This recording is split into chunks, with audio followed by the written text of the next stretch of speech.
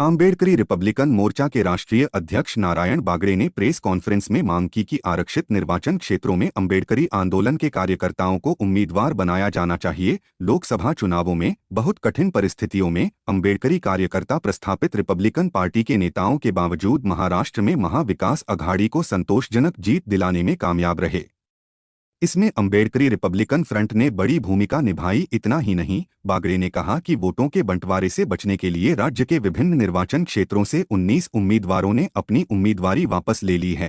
Press conference में नारायण बागड़े ने यह भी मांग की है कि महाविकास अघाड़ी के प्रमुख नेताओं को अम्बेडकरी मूवमेंट के कम से कम 15 कार्यकर्ताओं को नामांकित करना चाहिए और उनका राजनीतिक पुनर्वास करना चाहिए। इस विषय पर उन्होंने आगे क्या कहा, यह हम उनकी जुबानी सुनेंगे।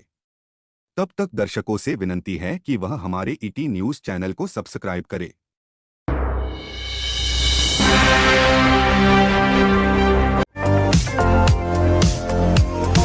आंबेडकरी मुवमेंटमधून जी तयार झालेली फौज आहे दुसऱ्या फळीची, ज्यांनी प्रस्थापित नेत्यांना सोडून ज्या दुसऱ्या फळीचे जे कार्यकर्ते ज्यांनी आंबेडकरी चळवळीला जिवंत ठेवलं, राजकारणाची कास न धरता अशा लोकांच्या चळवळीमध्ये पत्रकार मित्रांनाही माहीत आहे की चळवळीमध्ये कोण काम करते आणि सगळ्या समाजालाही माहीत आहे। तर अशा लोकांची एक निवड करून मग तो गरीब का असू ना, त्याच्या खिशात 1-2 रुपये बी नाही राहिला तरी चालेल, पण आता ही परीक्षाही त्यांचं राजकीय पुनर्वसन कुठेतरी या प्रस्थापित म्हणजे आता महाविकास आघाडी यांनी केलेलं पाहिजे। तर मुंबईमध्ये जो कार्यकर्ता के घर चलो अभियान झालं, त्यामध्ये आम्ही मागणी केलेली आहे आणि मुंबईच्या वर्तमानपत्रामध्ये ती बातमी येऊन ठेपलेली आहे।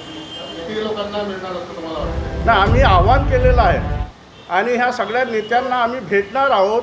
आमची 10 जुलैला आम्ही माननीय शरद पवार साहेब यांची भेट प्राध्यापक रमेश दुपारे आम्ही सगळं आमच्या टीमने सिल्वर ओकमध्ये घेतलेली होती। त्यांनी आम्हाला आम्ही त्यांच्या निदर्शनात ही बाब आणून दिली होती की आंबेडकरी रिपब्लिकन मोर्चा आणि सामाजिक चळवळीच्या कार्यकर्त्यांनी महाराष्ट्रामध्ये ह्या बारामतीपासून तर सोलापूरपासून तर कोल्हापूरपर्यंत आणि जिथे जिथे उमेदवार विजय झाले तिथे आम्ही लोकांनी हा प्रचार केला। त्याचा लेखाजोखाने सगळं छायाचित्रासोबत आम्ही पवार साहेबांच्या स्वाधीन केलं। पवार साहेबांनी ते प्रत्यक्ष बघितलं आणि त्यांनी कौतुकसुद्धा केलं।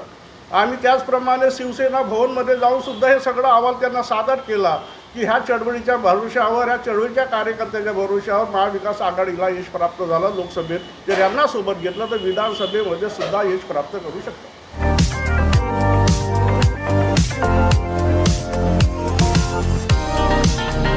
अक्टूबर या नवंबर महीने में घोषित होने वाला है, तो उसका कार्यकाल भी ख़त्म हो जाए। तो हमने पिछले लोकसभा के चुनाव में महाविकास आघाड़ी को पूरे महाराष्ट्र में समर्थन देकर उनके उम्मीदवार चुन के लाने में बहुत मेहनत की है और हमारे साथ सामाजिक कार्यकर्ताओं ने भी मेहनत की है। हमारा एक ही उद्देश्य था कि महाविकास आघाड़ी ने बोला था कि भारतीय संविधान को बचाना है। भारतीय संविधान के खातिर हम लोगों ने हमारे 19 उम्मीदवार जो हमारे अस्तित्व के लिए लोकसभा में खड़े करने वाले थे महाराष्ट्र में, हमने पीछे लिए और उनके समर्थन में हम लोगों ने सबने काम किया और उसको यश भी प्राप्त हुआ। जबकि हमारे रिपब्लिकन के जो बड़े नेता थे, जो खासदार बन चुके थे, वो लोग सब कड़वा जो पक्ष है, जिसको समझ सकते कड़वा पक्ष कौन है, उनके तरफ थे। फिर भी पूरे नेता उनके तरफ रहने के बावजूद भी ये कार्यकर्ताओं ने अपने मेहनत के ऊपर महाविकास आघाड़ी को इस वक्त चुन के लाने में बहुत बड़ा अपना त्याला सिंहाचा वाटा बनतो ऐसी कामगिरी उन्होंने की है। तो हमारा ये कहना है कि महाराष्ट्र में विधानसभा की 29 विधानसभा में राखीव मतदार संघ है। तो राखीव तुम्हारे कोठे मत से मत दो, पर जो अपना राखीव मतदार संघ में जो हमारे एससी लोगों के लिए जो सीटें राखी है, उसमें से कम 15 सीटें हमारे चळवळ के कार्यकर्ता को दो, जो बहुत गरीब है, जिन्होंने पूरा आयुष्य पूरा चळवळ के लिए बर्बाद किया, समाज के लिए बर्बाद किया, संविधान के लिए अपने घरदार को तिरंजलि दी। ऐसे लोगों को कम से कम विधानसभा में भेजकर उनका राजकीय पुनर्वसन करने को होना, ऐसा हमारा महाविकास आघाड़ी के नेताओं को हमारा कहना है। और इसके सिलसिले में हम माननीय शरद पवार, नानाजी पटोले इनसे मिल चुके हैं। उनको हमारा जो भावना है उससे हमने अवगत भी कराया, उनको बताया कि हमारी ऐसी मांग है। अगर इन लोगों को 15 लोगों का अगर तुमने समाविष्ट किया, इनको अगर टिकट दिए तुमने राखीव मतदार संघ से, तो ये कम से कम तुम्हारे 200 80 सीटें लाने की ताकत इनमें है, क्योंकि महाराष्ट्र के अंदर आम्बेडकरी चळवळ का जो बोलबाला है, अगर आम्बेडकरी चळवळ जिसके तरफ होती है वही सत्ता में आता है, आज अभी तक का अनुभव है। इसलिए हमारी जो मांग है, और उस साथों साथ हमने ये भी बोला है कि जब भी उनकी जो संयुक्त सभा होगी, उस सभा के अंदर आम्बेडकरी चळवळ के लोगों को साथ में लो, ताकि पूर्वगामी विचारों की सरकार फिर से महाराष्ट्र में विराजमान हो।